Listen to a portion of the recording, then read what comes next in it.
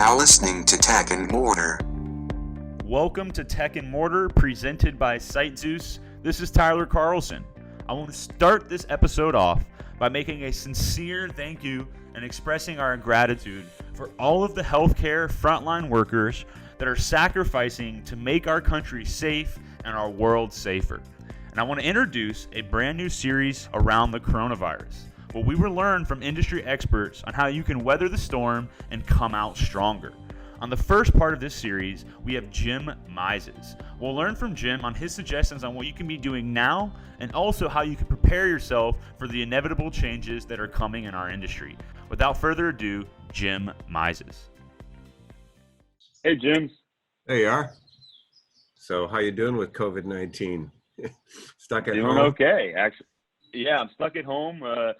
We actually have a family friend that has an empty house that they live somewhere else, so we're able to use their pool and just kind of check out a little bit, which has been nice. So hanging in there. But are you able to hear me okay? I hear you just fine. Okay, perfect. Yeah, man. How about yourself? How are you and the family doing? You guys doing all right? You getting extra bike rides in or what? Oh yeah, 150 miles a week. Dang, you're getting the train. You're going to be you ready to do race after race when this is all over, huh? No. I love that there's no cars on the street though. This is the perfect time to ride. The best time to ride. So true that. One kind of bonus question, because I want to focus, the majority of the conversation on restaurants, but just a general like brick and mortar retail question. Like if you're the CFO of Macy's or you're the CFO of Nordstrom, where are you spending any money right now? Like, are you only putting it towards marketing and like digital marketing? Like, where would you allocate money if you were the CFO of one of these retailers? Yeah, and they're all closed. You have to go after the online sales and delivery, right? And so all of your people in the restaurants are gone. Most of your support is gone or furloughed. And I would for them it would be all in marketing. And if you look at restaurants today, a lot of folks are doing a lot of online marketing, right? Through their people sign up on their app, through Facebook, et cetera, trying to bring people in. And whether they're offering family meals now that they didn't offer before, curbside pickup, all these other ways to distribute food and get it into the hands of people who are at home is what everyone's working on. And so by industry, it's all very different about who continues to work and who does not. Makes sense. To jump into our conversation here on Corona, what are some of the examples of restaurants' responses to coronavirus and the pandemic that have stood out to you? Are there any examples of responses that have really stuck out in your mind, Jim? Sure. Well, very early on, Pincho, started day one offering 50% off to all healthcare and first responders. Now we see others doing it free of charge, but Pincho did it 3 weeks ago. The restaurants, full service dining, getting into takeout and delivery that they never had before. Fast casual restaurants, especially offering family meals that they never offered before. Another example of, trying to meet the need and being flexible enough to do so. Getting out now, you see, although in some cases here in California, it's been stopped, but restaurants offering other grocery staples so that when you come by and pick up your family meal for the night, you can also pick up a loaf of bread or some fruit, vegetables, et cetera. Some of the health departments are shutting that down here in California because they don't have a grocery license. They're licensed for restaurants and takeout, and grocery on the shelves, food on the shelves is what a grocery does. And so in some cases that's being shut down here. I don't know what's going on across the country, but I think you got to love the creativity, the ingenuity, and the response that the restaurant industry has to meeting the need and doing what it can to get to the other side, which is all of us are trying to do. Absolutely. It's so amazing to see everybody really try to come together, and there's no, kind of hush hush of holding certain information. It's, more of a open kimono, for a lack of a better word, and everybody trying to get on the same page. And one thing I've heard you say, and we were just talking about Matt Higgins, and I saw a post he made about, it's not about how can I revive my business. It's if I could start my business today, what would I be doing? And I think the way you put it is, don't build for what was, build for what will be. Can you elaborate on that for the listeners? Yeah, and I think everyone has a two-part challenge right now. get through this, survive to get to the other side. But while you're doing that, think about how your restaurant is going to be different. And this gives you the time to think about the new world that we all will be in and how are we going to thrive as we go forward.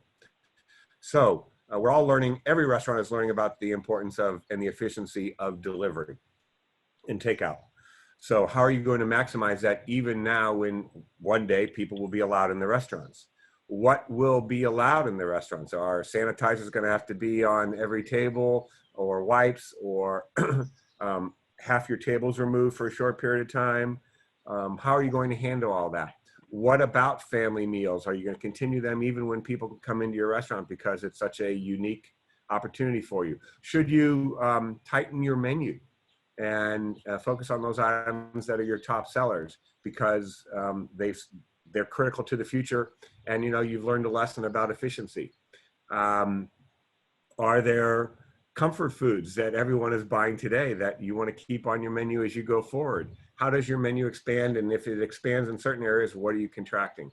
So I think these are all pieces that you can begin to work on after you have put in place the measures you've had to take to get through this, which is really about how do you conserve cash, how do you preserve cash, who is essential. Just as there's essential services that are open today, there are essential pieces that you have to keep in your business today, and non-essentials that have been furloughed or let go for a short period of time. And hopefully, when the business comes back, those people are available for you.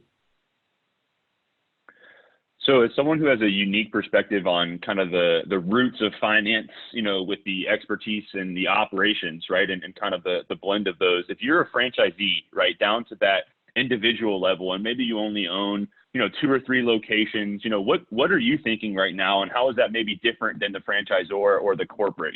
What's your perspective on this, both today and into the future? Well, the first thing I'd say is I'd get my application in. I think today's the first day for the application for the CARES Act. If I'm a restaurateur of one restaurant, and by the way, since it's all restaurants who have less than 500 people, and every restaurant has less than 500, everyone should be filing. All right. You get 2.5 times your average monthly payroll, excluding people who make over $100,000, because you want to be able to survive. It's a loan at 1% that will be forgiven if you hire all your people back, and it's decreased if you don't hire them all back. So the point is, that's the first piece, is you've got to survive right now to get to the other side, and you need cash to do so. The playbook is all basically the same as well. Whether you're a big company or a small one, work with your landlord, see if you can defer the rent to the end of the lease or pay it out over the next X number of months. But you've got to call on your partners to help you get through it. And that's what you said at the beginning. We're all in this together, and how do we work together to get to the other side?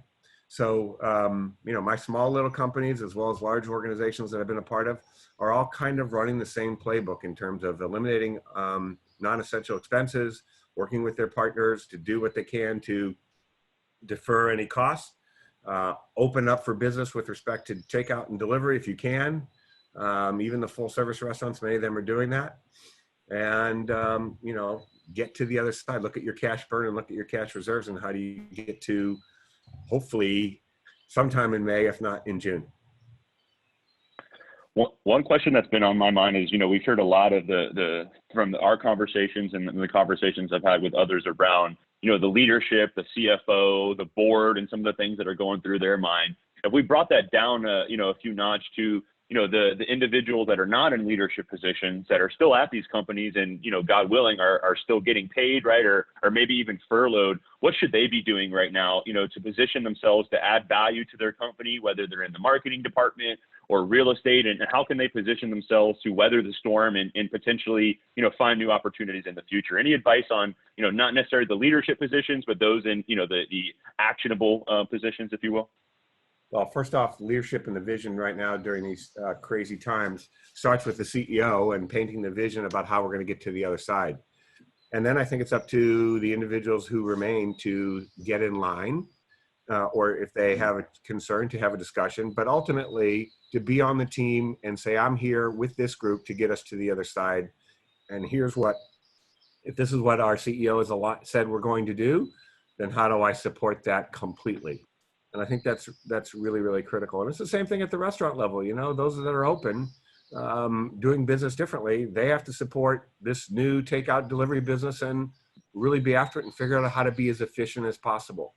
And there are great stories about restaurants learning to operate what normally would take 6 or 7 or 8 people to do it now with 2, 3, or 4 people, because all they have is the drive-through or takeout and delivery. And they're doing the same kind of hourly sales or close to it with half the people. All right, because you can be that much more efficient. And at the,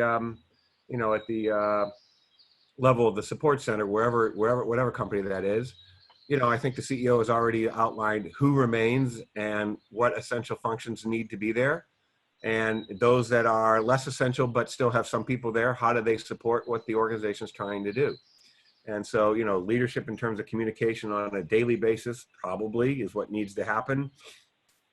Being very clear to everyone what we're trying to accomplish, having small one-on-ones if necessary, getting the buy-in. But ultimately, the leader has to be quite decisive in terms of what they're trying to do and how everyone can help. And by having those meetings and talking about the small wins and progress, and here's what we're trying to do, I think you get to the other side, which is what we're all trying to do. I really like the daily comment that you made within that, right? Of making sure to have that constant engagement, because the last thing you want is, your hourly staff or whatever staff to be, looking in the mirror all day long of, is today my day, et cetera, and not having that constant dialogue. I know none of us have I'm sorry. I know a number of companies that are starting their day, everybody's working remotely, and whether it's a Zoom meeting like this or it's a phone call, they are having a conference call at 7:30, 8 a.m. in the morning with everyone on their team, even though they're working remotely, to talk about what's transpired, what are we working on today, what are we still trying to do for for next week, and keeping everyone informed daily, every other day. It's just very important. Understood. One question is, for the restaurants out there, the corporations or franchisors or whatnot, whatever entity, the ones that own their real estate versus the ones that don't, are the ones that own a significant amount of real estate in a complete advantage, or is there a disadvantage? What are the dichotomy between the brands that have no real estate and versus those that do? Well, that's a good question. I've always worked in the business where we don't own the real estate. But in many cases when they own the real estate, they're highly leveraged, and so they have some payments on that. And so I think they're back in the same situation of going to their lenders and asking for, again, a deferral to some later time at the end of the loan, or to skip these payments right now and pay it back over X amount of time. I don't know if it's a big advantage or disadvantage. I'll leave it at that. Interesting.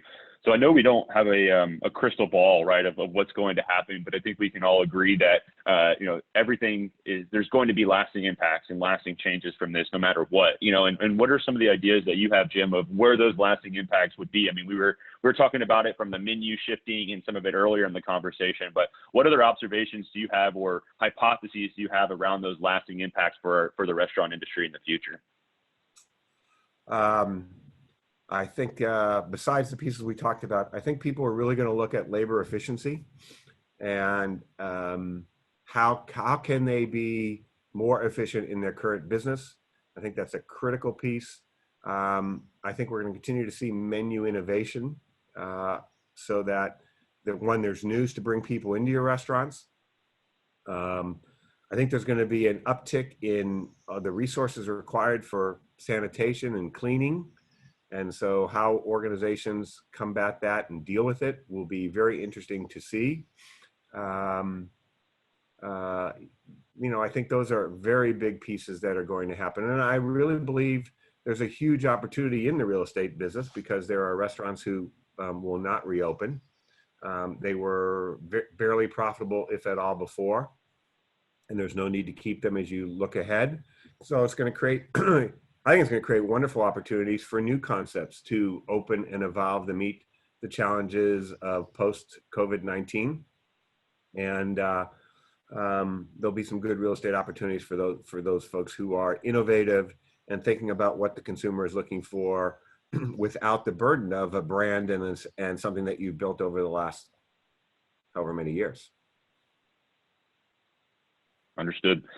So with all the seriousness and the weight of coronavirus, I want to use some of our last time here to have a little bit of fun and pick your brain on a couple things. So this is kind of our new version of rapid fire, and I'm going to make this up on the fly. So first question for you, Jim, is what is your favorite thing that you've made at home for food since the quarantine has started? What's your go-to dish or your favorite dish that you or the wife or whoever has made? Lots of soup and turkey chili. Nice. What about your favorite movie that you've watched here during the quarantine virus? We need some ideas of some movies to watch. Any favorite movies that you've watched? Wonder Woman. Nice. I'm not as big a movie guy as others, so we'll just leave it at that. As we flipped the channel and saw it probably for the 4th time. Nice. What about TV shows? Have you cracked into any new TV shows that you guys are binge watching? Anything come to mind on TV shows that you've been checking out?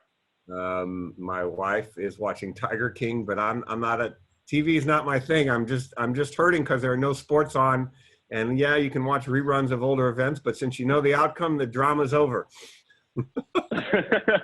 Well, shout out to Tiger King. You should peek over the wife's shoulder next time it's on. I think it'll keep you entertained, especially for someone that's grown up in Florida, used to kind of those type of people outside of the realm, right? So pretty interesting. What about how has your daily ritual changed at all? Is there anything that you've added that you have found to help keep your sanity amongst these times that you think would be helpful for others? Well, Tyler, I'm a cyclist, so I'm out on the road riding my bike 150 plus miles a week now. The roads are empty of cars, so it's probably, knock on wood, the safest time to ride. My day really starts with talking to some of the CEOs that I work with on a regular basis now, more so than before, and helping them work through their challenges. And I think my role as a board member is to start out with, how are you, how's your family, and how can I help? I like that. Well, I'm extremely grateful for your time, and I think to anybody watching this, don't be too jealous of Jim and I being in sunny weather, so don't hold that against us. But we're all in it together, and Jim, I'm extremely grateful. Outside of our conversations, you're always willing to hop on a call, send me a quick text back or whatever. And despite all the craziness going on, you always make time for those out there. So I'm grateful for you, Jim, and grateful for whoever's listening to this, and look forward to getting some more conversations like this going and seeing how we can, lift everybody up, because all ships rise with a high tide. So thank you for your time today, Jim. Thank you, Tyler. It's always good to be together.